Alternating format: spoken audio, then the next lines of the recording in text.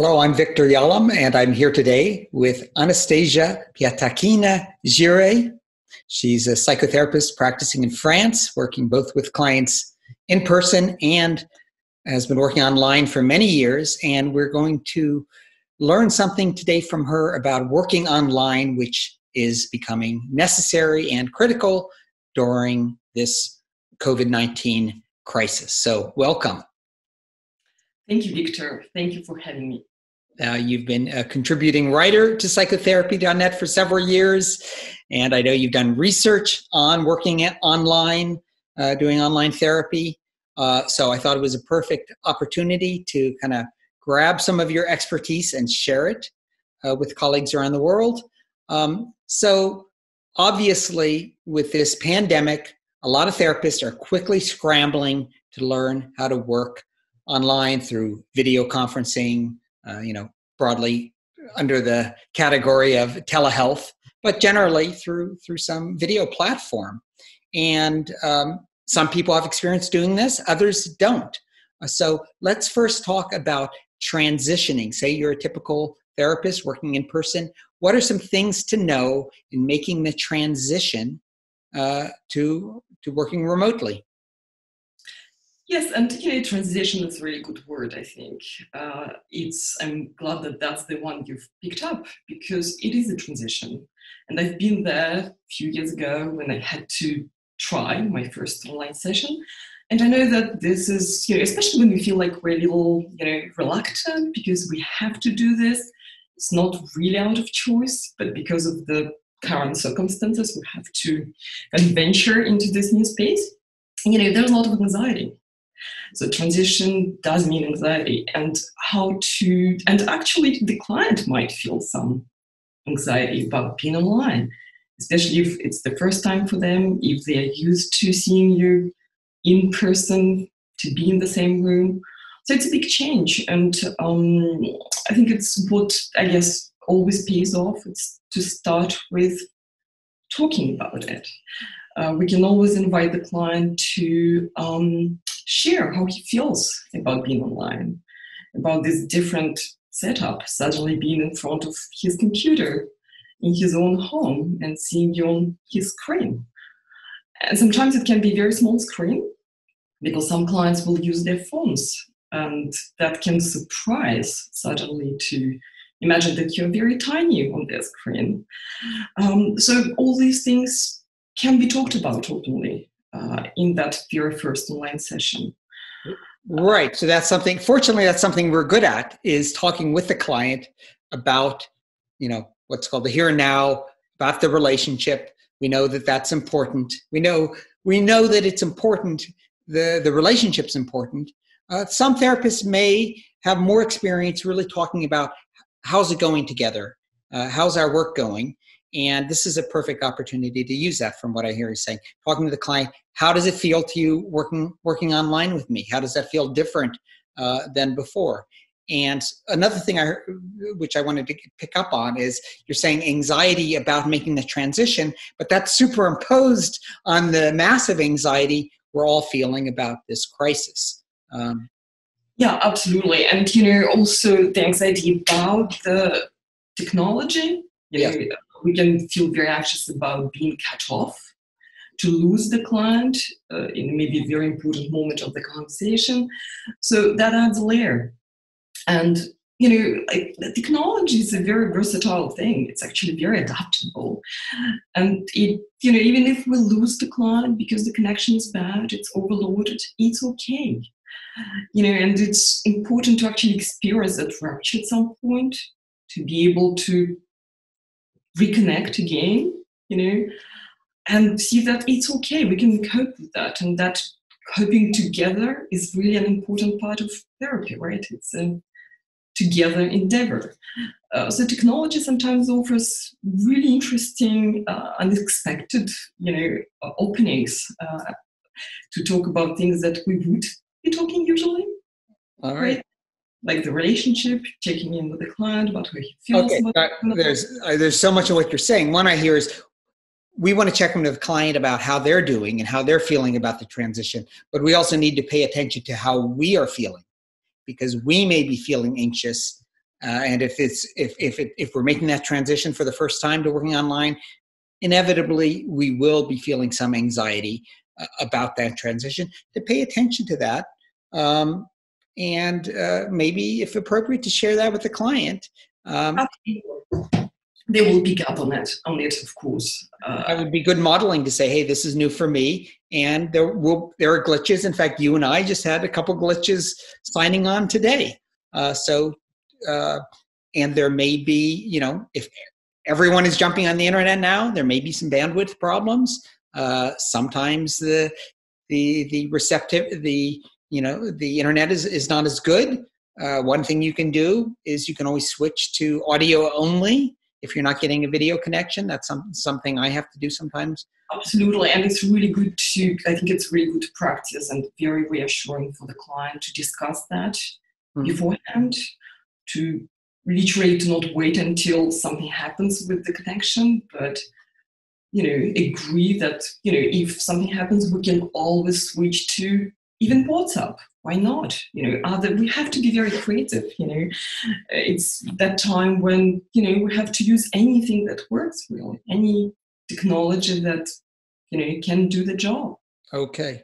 So one other thing I'm thinking about is, it seems that you have clients that you've been seeing in person for weeks, months, years, whatever, and you are wanting to encourage them to continue working with you, if appropriate, online.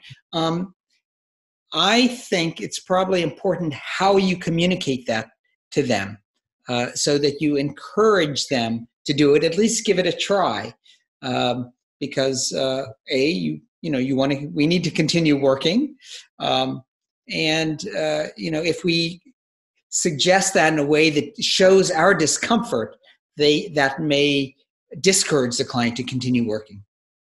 Absolutely. I think it's important to kind of share the curiosity towards this new media. It's also important to be honest, and we don't know how it will work. In my experience, it usually does work pretty well, and I think it's very reassuring for everybody to hear. But for some clients, it maybe will not work, So we have to keep open mind, and try it out. But I think if you have experience working online, and I've done that with a few clients, and I was skeptical, as I think a lot of therapists are. I mean, we're kind of set in our ways, like most people. I was skeptical whether you could have that feeling of immediacy and vitality that you feel in the room with someone. And I was pleasantly surprised that actually, in some ways, it's extremely intimate. The client is very close to you, closer in some sense than when they're sitting 10 feet across in the room. And I've had very good experience with it. So I think if you can convey that, if you have that experience, or if you haven't, you say, look, I've heard from my colleagues that this works actually quite well. How about we give it a try and see how it goes? To set the stage, to encourage them to give it a try. Yeah, absolutely. And here, I think many of my colleagues and myself at the beginning, we're surprised by this face-to-face immediate quality of the video conferencing. We are very close to each other in a way. Probably I'm closer to my screen than I am usually to my client, where I'm literally not even a meter away from you right now. So it can feel actually quite intimate. Right. So we're actually making the transition from transitioning to working online to, I know, again, you've done a lot of research on this, and you're in the midst of writing a book about this. What are some, once you make that transition, what are some things you've discovered that you think are important for clinicians to know? What are some key points about working online? What are some pros? What are some cons? Yes, I think obviously we're losing something when the transition online. There is no, client in the room. There is no access to a lot of information. But we also gain something. And I think if we really pay attention to what is behind our client's back, where is he connecting from? This is very informative. This is really source of some amazing data. Such as? For example, clients, they always think about where they would sit for the session, right? Uh-huh. In a way, it's their way to communicate something to the therapist. It's never neutral. So inquiring into what is this space, especially when it's the first time. I know you've written some blogs for us about that, about clients in bed, or can you think of any examples just off the top of your head of what have been some information you've gleaned from the situation where they've been? For example, if I have a client who connects from a little place that looks a little strange, like, for example, a garage. Uh-huh. Or I had a client who was connecting from a kind of cupboard, really. A cupboard. Yeah, and it tells a lot about the environment, right? That maybe their lack of space, private space, lack of privacy. Or maybe it says something about their relationship with people they are living with. Can be a flatmate, can be, children, parents. It's always interesting also what happens in that space during the session. Tell me more. What do you mean by that? For example, sometimes kids are intruding into that space. And now with the coronavirus in Europe, at least we're confined. So right now I'm in Paris and I cannot get out literally. And many clients in Europe right now are in this situation. So kids are around and they intrude. They storm in, they knock at the door, or sometimes they don't. All right. So it gives you a lot of information that you wouldn't get otherwise if you're doing it in office. Yeah. Exactly. Clients do not bring their kids into the office. Well, you can see, is there, sometimes I'm sure we fantasize about our clients and what their relationships are like, what their home is like. We get to see, are they very disorderly? Is it messy? Is it noisy? Absolutely. And often clients, not always conscious, sometimes consciously, sometimes unconsciously use this tool. They show us what they want to show, right? A client can connect every time from a different room, from a different place. They literally often want to walk you through their space. And sometimes if we become aware of that, curious about this, we can inquire, we can ask them. And very often that leads to a real tour. I have clients showing me what they see out of their window. And it can be really important, actually. It means something to them. And it's an information they would never share if they were in the room with you. And can you think of any examples of how you've been able to use that to enhance or enrich or deepen the therapy? Yeah, of course. For example, now during the confinement, it's a really interesting situation where, it's new to everybody. I have a client who I would usually see, through video conferencing, and he would, always sit in the same place, and I would see a wall behind his back. Nothing very interesting. Yes. But this time he was confined, and actually we talked about how he felt, being closed up in this quite small space. Yes. And this was the first time he showed me the view out of his window. And what he saw, it's a wonderful, beautiful, blooming park with the view on the whole city.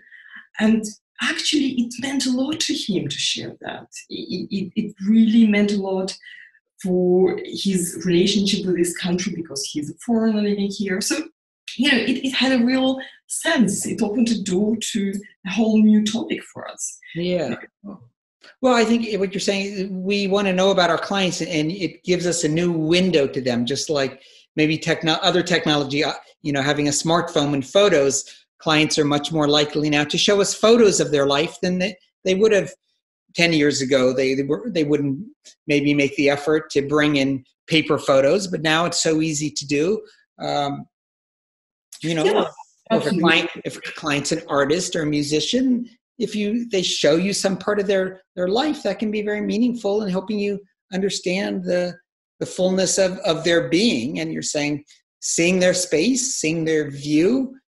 Yeah, it also shifts completely the power dynamics in a way, right, in the relationship, because they are not in our room anymore, where they are, we're comfortable, we have our books, our tissues, our water. We have, it's very comfortable for us. So before they're in your space and you can do things, and now it's some sense more egalitarian.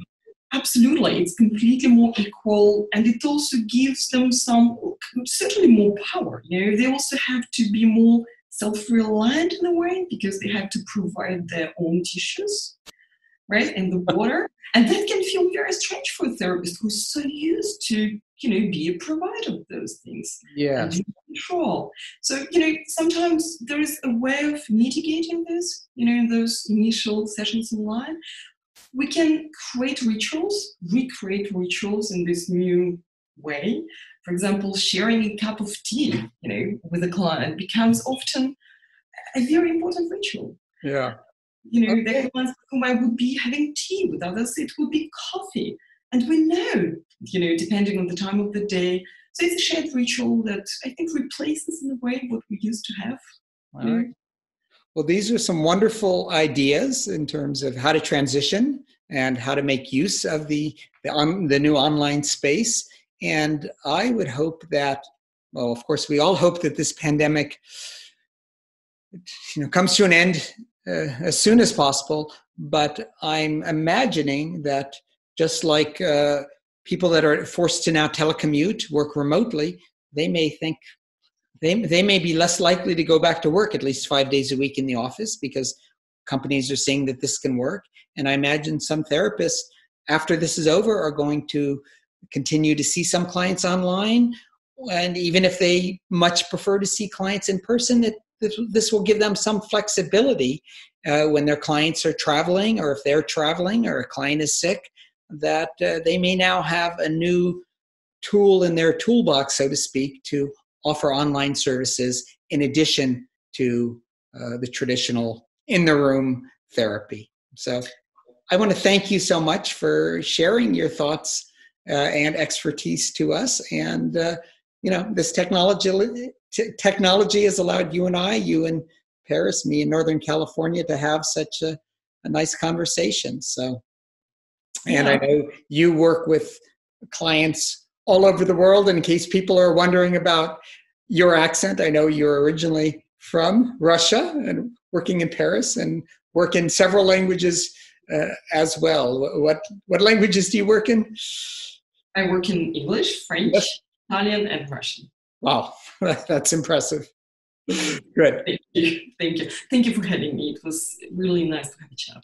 Okay. All right. We'll be sharing this with our viewers and therapists around the world, hopefully today or tomorrow. Thank you, Victor.